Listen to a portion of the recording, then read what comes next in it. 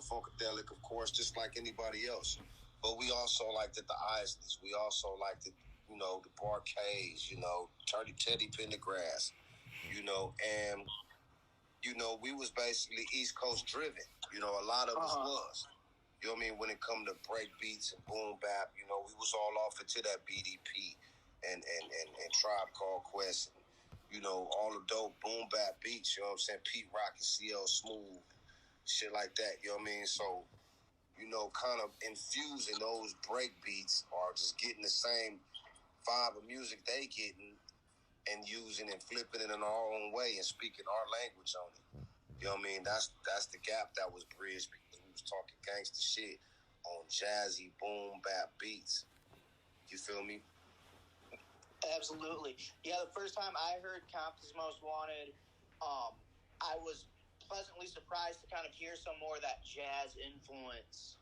And so, yeah, that was really cool the way you guys did that. And I don't think to this day it's been done, as masterfully as you guys did it. So mad props to you guys. I appreciate it. I mean, shout out to DJ Premier, which is, a long-time friend of ours, probably since back then. Rest in peace, Guru.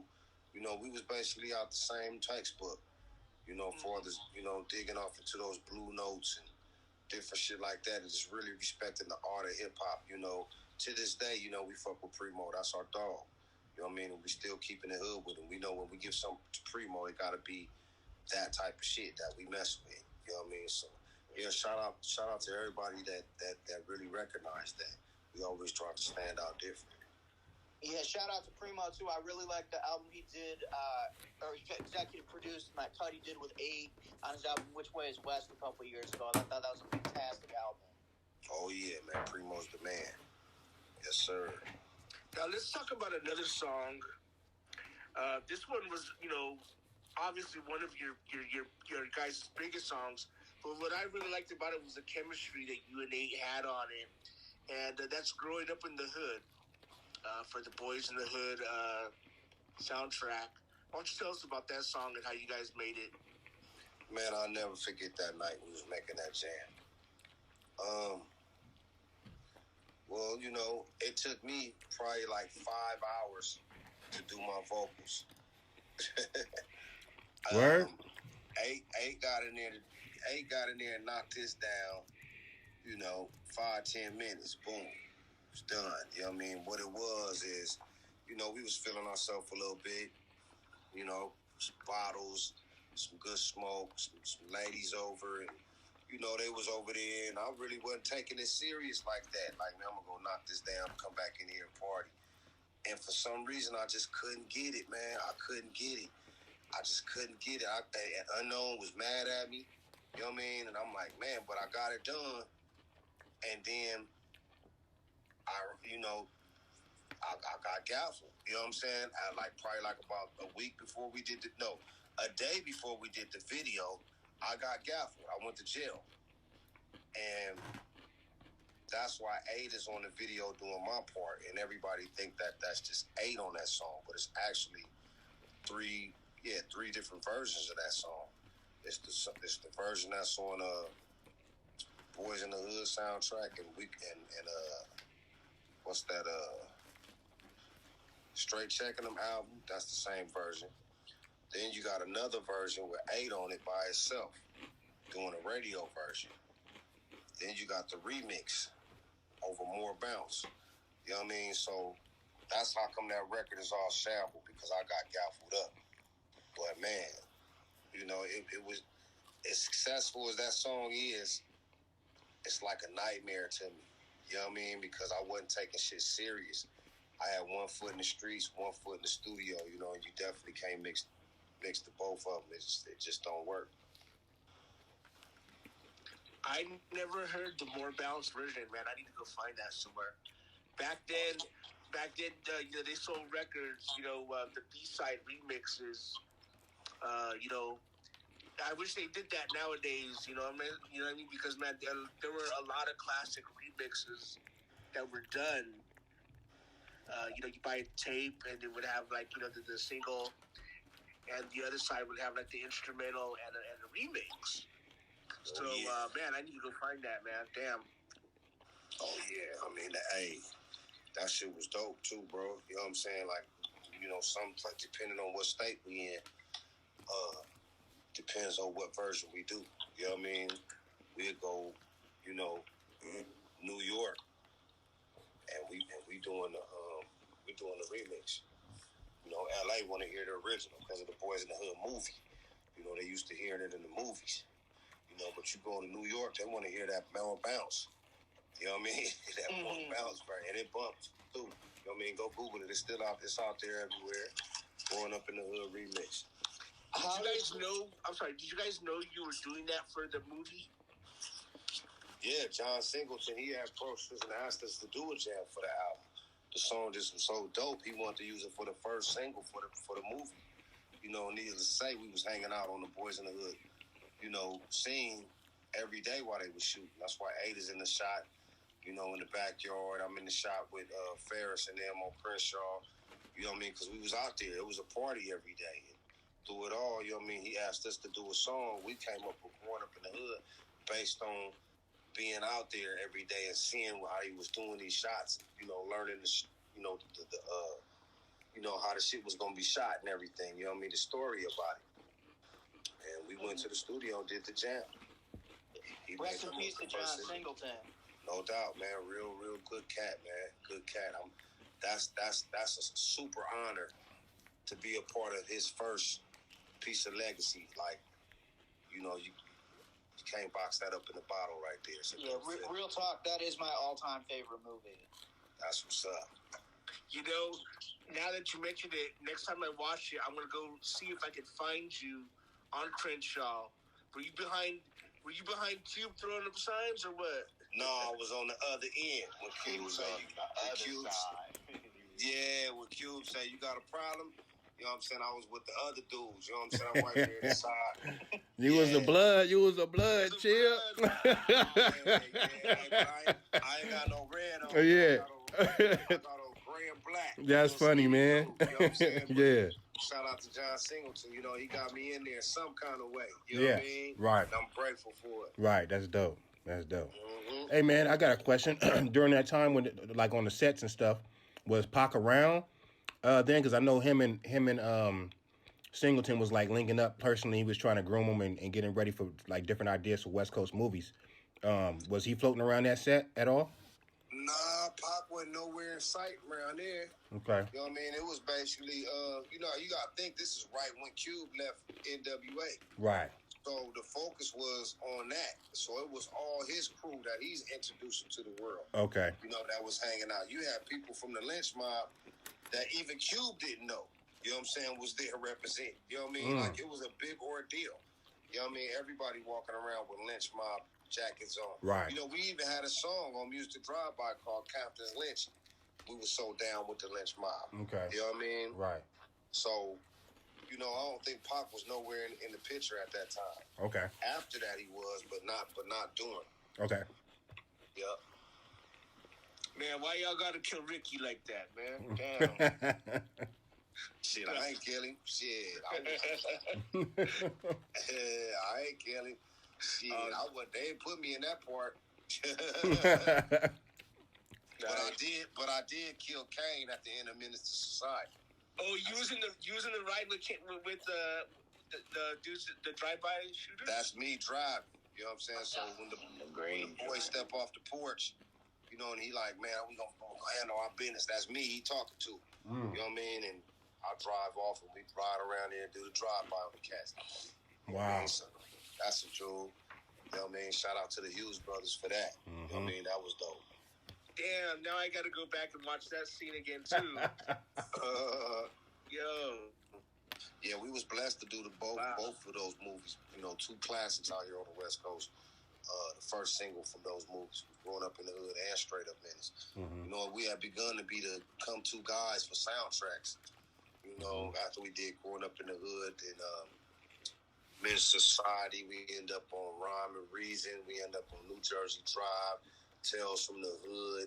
You know what I mean? It was just apparent to have CMW or MC8 on these soundtracks.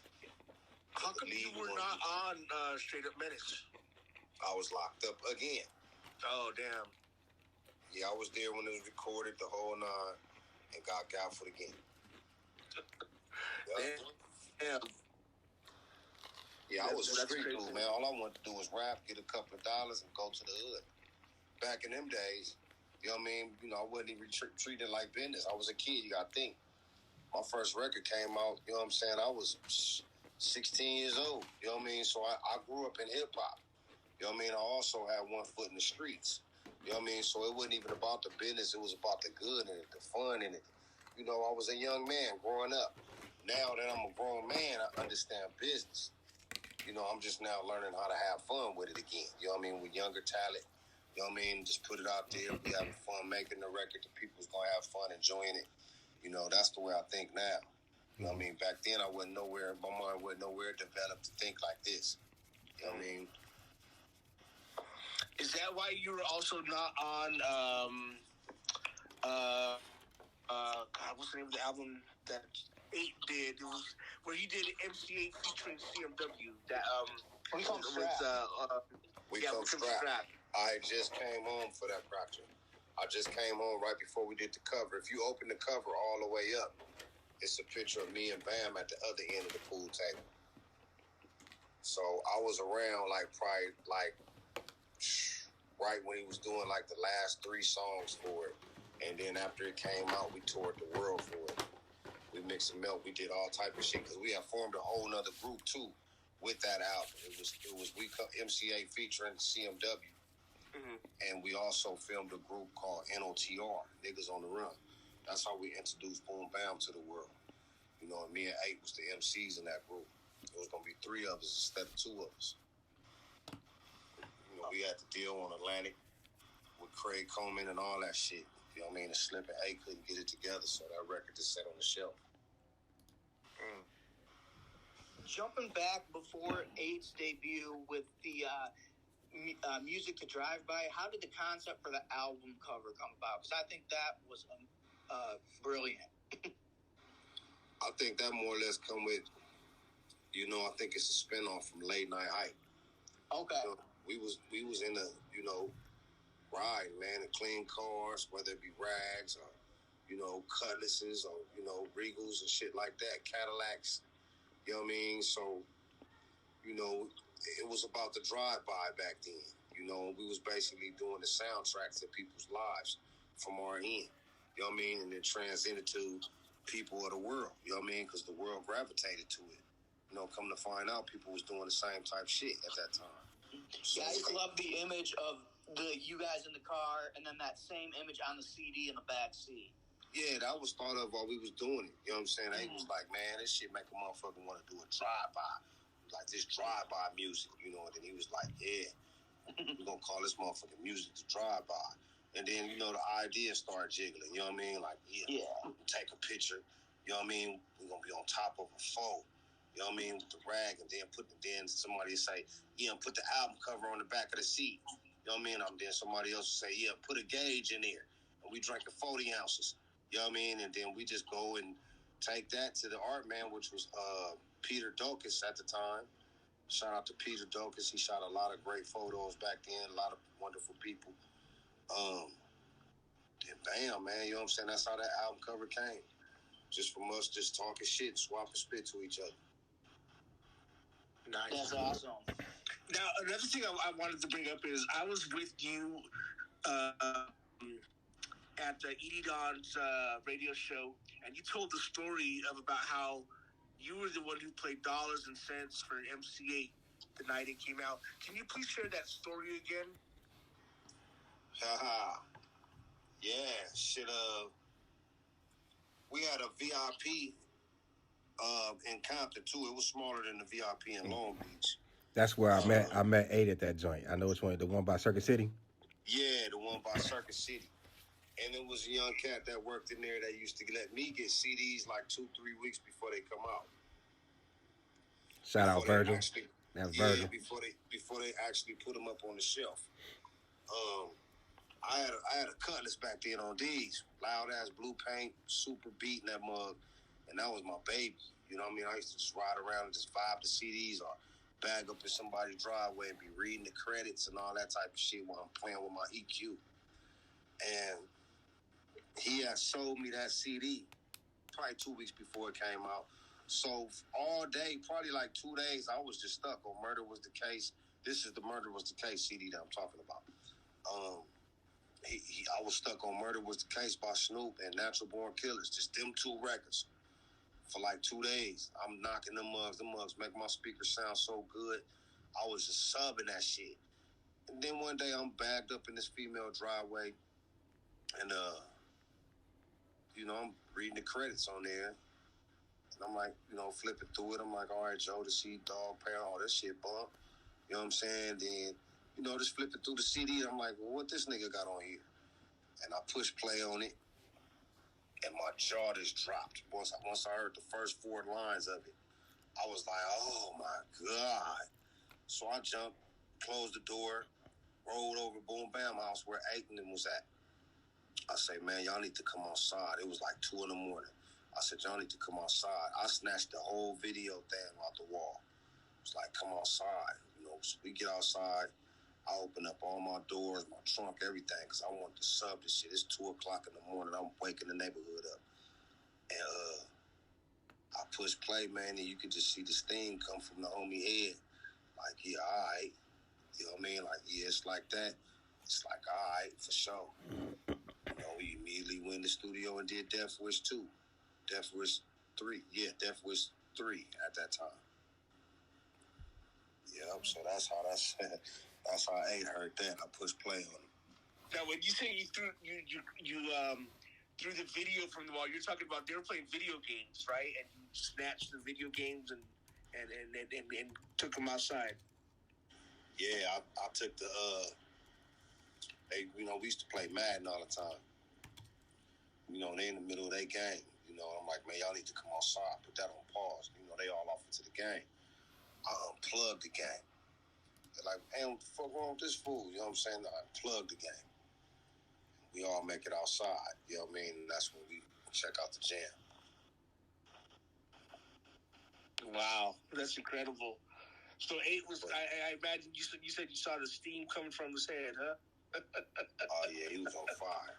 I mean, but like I say, you know what I'm saying? Hip-hop is a gladiator sport. You know what I mean? So it wasn't like he felt like, he won or, he got served. He definitely didn't feel like that. He just felt like, oh, all right, it's cracking. You know what I mean? Like, it's going down. You know what I mean? Like, we got us a fight. You know what I mean? Because one thing for certain, and DJ Quick can tell you this, people love that record and they probably won on the records. But Compton's Most Wanted got the streets, and he'll say we won in the streets because everywhere Quick went, he had to fight. You know what I mean? Mm-hmm. That's one thing I wanted to ask you about because I know this is hip hop and it's competitive, but this is also Compton, and this is also the West Coast, and it doesn't take much for something that's hip hop to turn into something that's really, really dangerous. Mm-hmm. Yeah, I mean, when you're dealing with people, you know what I'm saying, it's from 2 different sides. You know what I mean? At that time, and once again, we young and active. Mm-hmm. You know what I mean? So it wasn't more or less me and 8 or 8 and Quick. You know what I mean? It was more or less the people that we hung around and the people that he hung around. Like, man, you know what I'm saying? We ain't finna let them dudes get to talking shit, and it ain't even them dudes. It's these 2 artists going back and forth. But we riding for our team. We riding for our side. So that's where the shit can get ugly at. Because the people that don't rap be like, man, we'll fight y'all ass. You know what I mean? Then it turned to shooting. You know what I mean? Because ultimately it's gangbang shit at that point. You know what I mean? It's beyond the music. Now, did it ever come close to being really dangerous? Quick mentioned in one of his songs, he says, I used to have a beef with this cat named 8. And his homies approached me at the club El Rey. What was I to do? I'm on stage doing my thing, but these niggas in the crowd trying to who bang. You know what I'm saying? What that was about was the homies was at a Death Row party. Quick was up there performing, and my homeboys banging on him while he on stage tripping. You know what I mean? Quick got off the stage when he finished his set, ran into the homies, and they got to fight. You know what I mean? Another dude another dude from '60s lost his life that night doing the scuffle. You know what I mean? Because like I told you, at that time it was gangbang shit. You know what I mean? It was past the rapping. You know what I mean? So I would think that's the biggest thing that happened in that situation. Neither one of the rappers got hurt. You know what I mean? But unfortunately, somebody lost their life over this rap beef shit.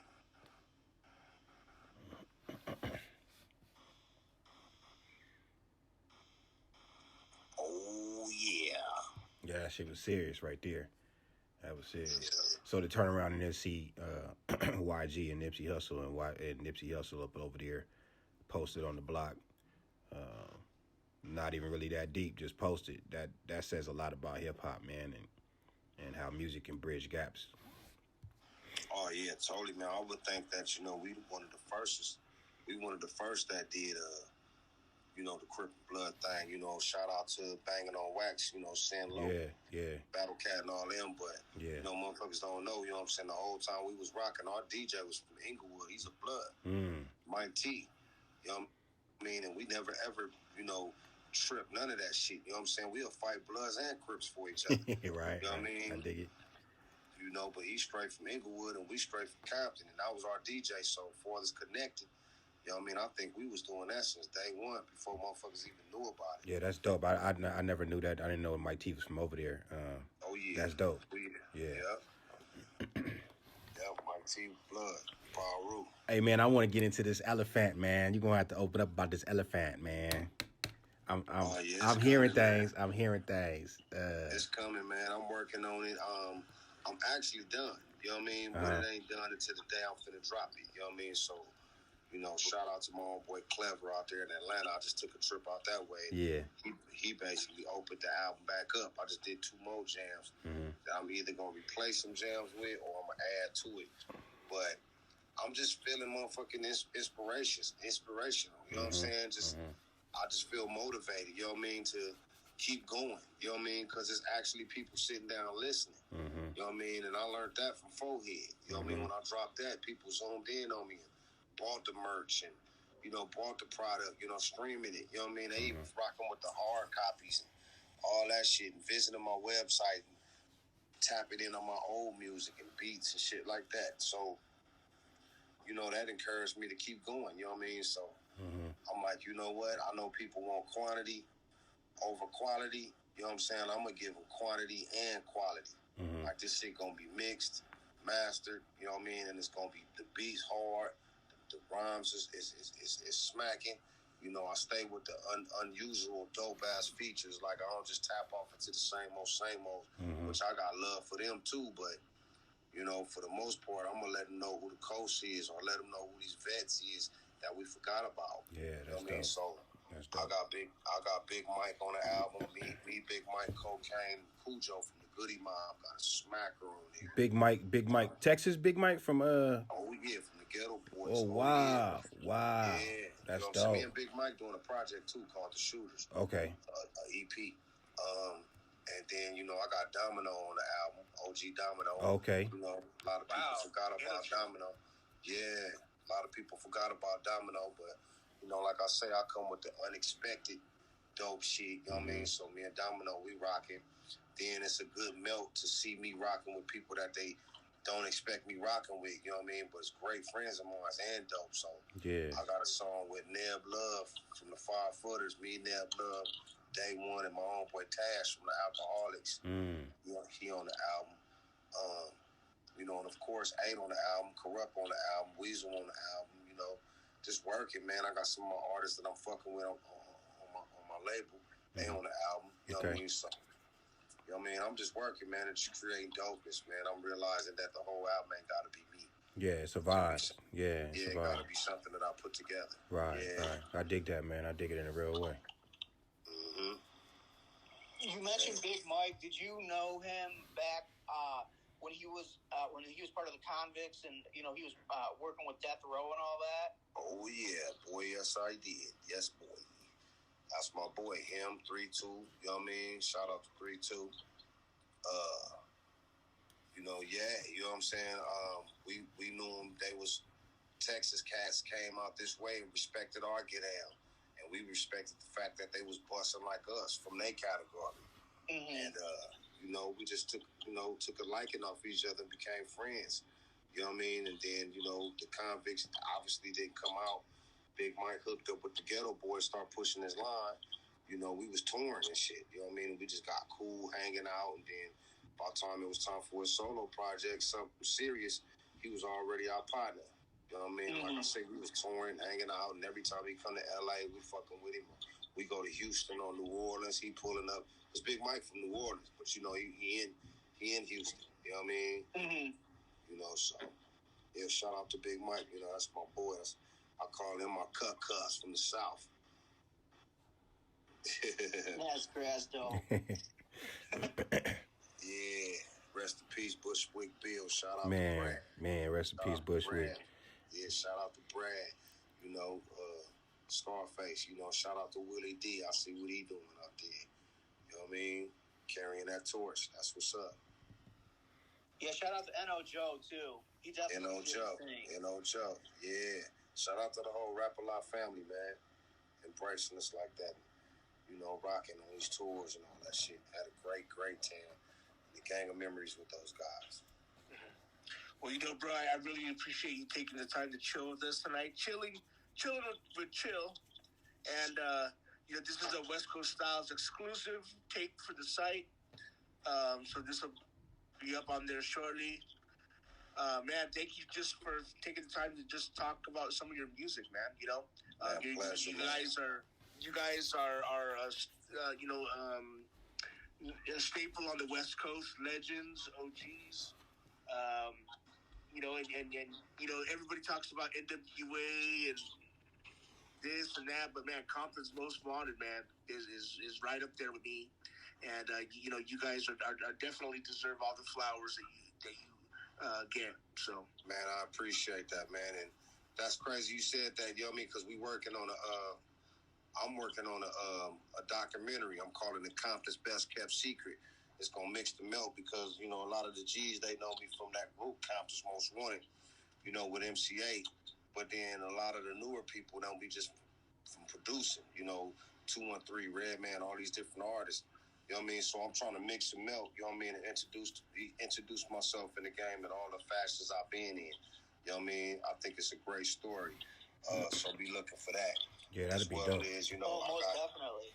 Yeah, I got a lot of dope dudes on there that really know me, MC Ren and Battle Cat, and, of course, 8 and Corrupt, you know what I mean, my dirty brother, you know what I mean. It's dope. It's called Compton's Best Kept Secret, you know what I mean. We working on it right now. But yeah, Elephant finna come, man. I'm finna drop my boy Dog, man. I'm finna fuck with my sons, you know what I'm saying, DJ and Cinco.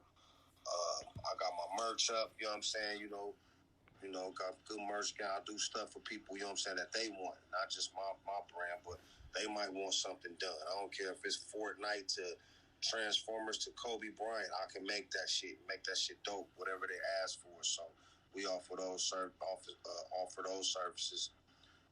Just pushing my brand, man. Boomdocs, boomdocs.com. I got all my vintage music, beats, and all that good shit, man.